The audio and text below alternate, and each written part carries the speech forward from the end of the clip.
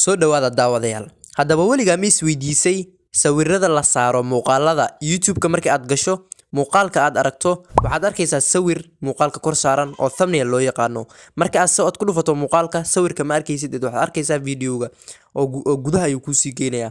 Haddaba waad aragteen warsamo bade waxa uu sameeyaa muuqaalo cajiib ah isagoo isticmaalayo thumbnail cajiib ah. Haddaba maanta muuqaalkeena waxaan kugu tusayaa sida loo sameeyo thumbnail-ladaas adigoo kaliya isticmaalayo telefoonkaaga. Fadlan nala joog ilaa dhamaadka muuqaalka. Haddii aad muuqaalka ka heshana fadlan like inoo saar. Haddii aad halkan ku cusub tahayna subscribe saaro si aad u ogaato xogo badan oo ka qarsoona. waxaad isticmaalaysaa application-ka la yiraahdo Picsart.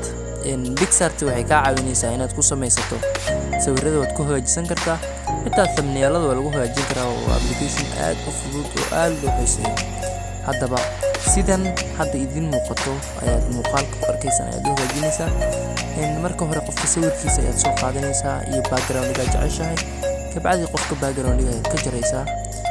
kabacdina waxaad dooranaysaa ama samaynaysaa naqshadda markaas aad adiga rabto.